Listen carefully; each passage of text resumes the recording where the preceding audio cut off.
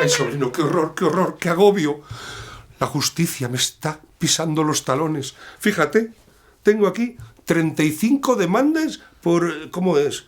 Ronquidos incompatibles con la vida. Y además es que me van a arruinar, porque entre todos me piden 800 millones de euros. Dice que es por delitos contra la salud humana y canina. Señor Juana, a continuación se le van a leer los cargos de los que se le acusa. Roncar como un gorrino en una Harley, provocando sordera aguda a 23 demandantes, entre ellos Firulais, el caniche, quien se vio obligado a abandonar su profesión de perro trufero. Roncar como una feria de hormigoneras en el vuelo 569, Tomelloso, Washington, donde el piloto hubo de realizar una... Oye, Juana, lo tenemos muy difícil. El pánico de los pasajeros. Ronquidos continuados como un jabalí con una desbrozadora durante sus relaciones con los demandantes aquí presentes. ¿Cómo se declara el acusado? Señoría,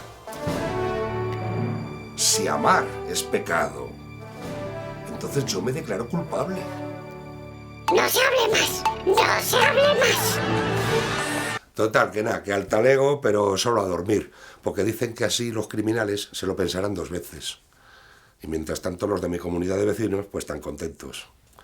Bueno, chicos, hoy no os he dado ningún consejo, ya sabéis.